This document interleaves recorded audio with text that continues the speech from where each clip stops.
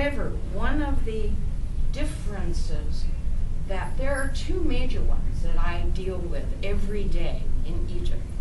One of them is crossing the street. Now this difference creates a great deal of stress in my life. And I have watched Egyptians to the point that I am detailing how they walk across the street. Oh yeah, it's very easy for you. However, I do it now easily by finding the shorta across the street and saying, Kyle, and come get me and walk me across the street. However, the other one is the time. Dealing with time. Now, I have learned to value Egyptian time. However, let me share with you that it's like, okay, another 5 minutes, okay, we were supposed to leave 20 minutes ago, okay, I'm in Egypt now. And it's being able to adjust, to adapt, and to be open to those new ideas. 3 things that are high-level skills. They are not easy skills to do. And people who do not value differences stay in the box. They don't have the opportunity to move out. Now, because this is just a very short thing, Amina, would you pass out? I have a very quick survey for you to find out what kind of a strategic or a synergistic leader you are. Just take a look. I'm going to walk you through this. You can just rate yourself with this. I hope you have a pen. And just determine quickly where you are in the concept of synergy, because the valuing differences is such a key. So if you will each look, I'll just kind of walk you through the first one. And then your job is to circle the number 1, which means never do I do this. Maybe a 2 is a little better. Sometimes, and then 4, and then 5 is always. Now, you know, I have problems with these words sometimes of never, always, because there's always exceptions. So when we talk about always or never, I'm talking about most of the time. Okay? So number 1, when I hear a point of view that is different from mine, I ask the person to elaborate on this idea. Would you please circle where you are? You ask the person to elaborate on this idea. When I hear a point of view different from mine, then I ask that person. Number 2, when in disagreement, getting my ideas expressed is more important to me than following the opinion of the majority of the people. Now, let me explain that. When I disagree with someone, is it more important for me to get my ideas expressed, even if it is not the majority opinion? Am I comfortable in being able to express that? Are you following with me? Are you with me? Great. Number 3, I frequently work with people who seem to have different perspectives from mine. I frequently work, and rate where you are with that.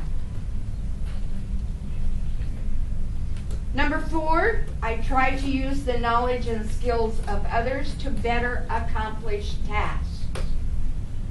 This is an area that I have had difficulty adjusting to in the work area in Egypt.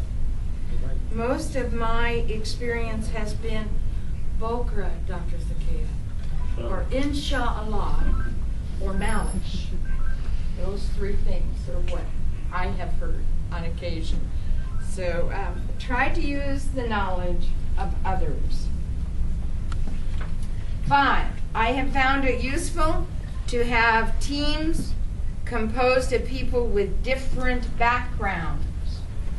When you put teams together, are you doing it deliberately with different backgrounds, or do you tend to pull the same skills, same backgrounds? Number 6, I strongly believe that every person has a unique way of contributing to his or her family.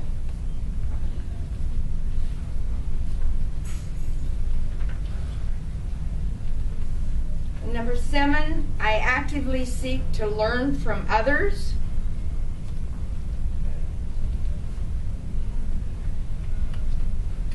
Number 8, I share my opinions with others even when our opinions seem to differ.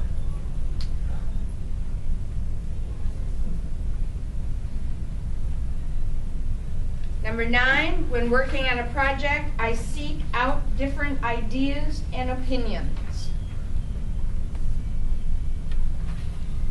And number 10, whenever I'm involved in a creative task, I tend to brainstorm with other people rather than to rely on the opinions of experts.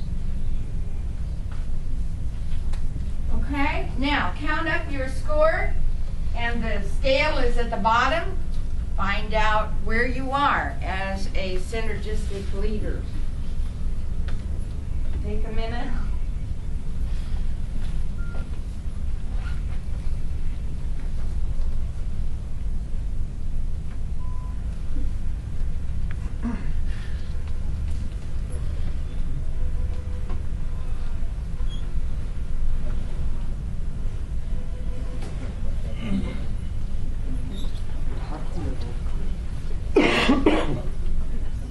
Okay, would you share at your tables quickly with the people there where you felt, what you learned, what you found out about yourself?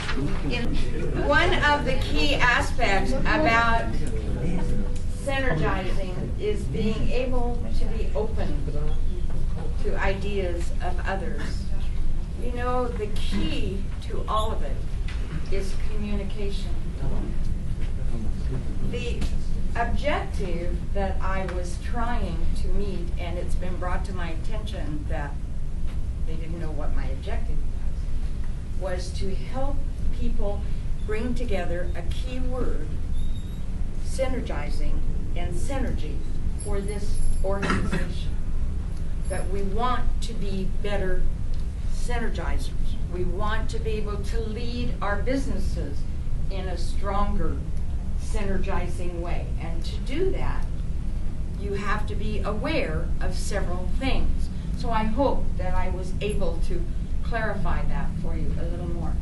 I also want to share with you that when I share something about Egypt, it is not meant to be in a negative aspect. It's called adapting and having humor about what happens in your life as things go on. We have many things that occur, and I think I attended a movie recently, an Arabic movie. I was so proud. I sat through the whole thing and was able to understand, and it was Asal Iswad. Yes, Asal Iswad. And out of that movie, I had some fun relating to this individual because of being an American living in Egypt. I've had many of the same experiences. So I want to make sure that I'm clear with the idea that I've lived here 5 years. I plan on living here the rest of my life, and only visiting my family in Egypt or in America when I have to. You know, synergy is the creative power. And I want to encourage us to think about that. What's the Arabic word for synergy? I have no idea. تساند تساند أو تآزر. تآزر. It's the coolest one.